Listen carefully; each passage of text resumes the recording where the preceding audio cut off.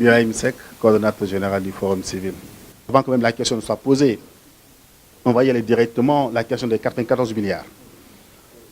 Constatez par vous-même, tout récemment, le président de la République, lors de la rentrée des cours et tribunaux, il a affirmé, il a dit que l'élément essentiel en démocratie, c'est que le citoyen doit avoir confiance à sa justice.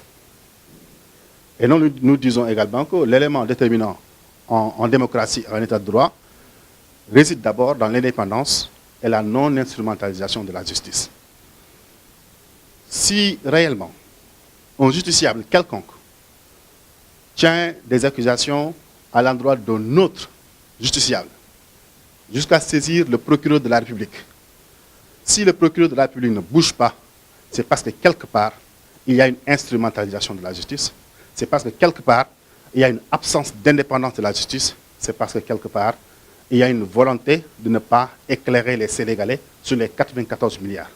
Je ne peux pas comprendre qu'un justiciable puisse désigner le jour un agent de l'État d'avoir détourné, ou bien une présomption de détournement à hauteur de 94 milliards, jusqu'à saisir le procureur de la République.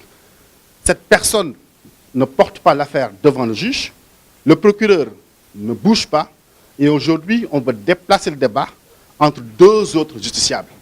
Je pense qu'il faut qu'on revienne, qu'on se batte pour que le droit soit toujours mis en cause par ceux qui doivent le mettre que le droit soit mis en œuvre par ceux également qui doivent le protéger. On est en face d'une déréglementation du droit. Et là, le Forum civil interpelle directement le procureur de la République. Au lieu que ce soit entre un justiciable et un autre justiciable, c'est-à-dire plus précisément entre un politique et un journaliste, je pense que le politique avait déjà saisi le procureur de la République et qu'il appartient aujourd'hui au procureur de la République, s'il n'est pas instrumentalisé, s'il garde toujours son indépendance, d'éclairer les Sénégalais sur la question de ces 94 milliards. Mieux, on a également parlé de la question de Tullow Oil dans cette affaire-là. Je rappelle tout simplement, depuis 2013, le Forum civil demande qu'il y ait la déclassification du rapport de l'IGE sur l'attribution des blocs de Kayar et de Saint-Louis.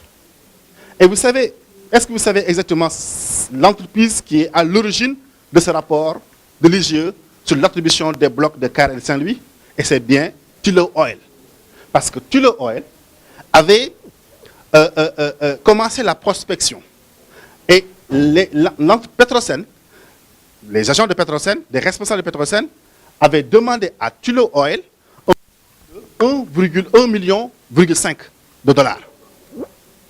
Deux fois. Donc 3 millions chaque bloc. 1,5 million par bloc. Ça fait 3 millions de dollars. C'est entre-temps que l'État du Sénégal a donné ces deux blocs à Petrotim Limited. Pourquoi? Depuis 2013, le Forum civil demande que le rapport de l'IGE sur l'attribution illégale des deux blocs de Kayar et de Saint-Louis ne soit pas publié et qu'aujourd'hui on nous tympanise avec Tullow a donné ceci, Tullow a donné cela, alors qu'il suffit tout simplement que le président de la République lève le coude pour que les Sénégalais connaissent la vérité sur le pétrole et le gaz. Je pense que c'est les vraies questions. Il n'est pas question qu'on nous divertit. Le vrai débat, c'est quoi? Le procureur doit s'autosaisir sur la question. L'autre aspect également, c'est que le président de la République doit lever le coude et déclassifier le rapport de l'IGE sur les deux blocs attribués illégalement, je précise mes mots, attribués illégalement à Petrotim Limited et dont l'initiateur premier, c'était Tullow Oil dont on parle aujourd'hui.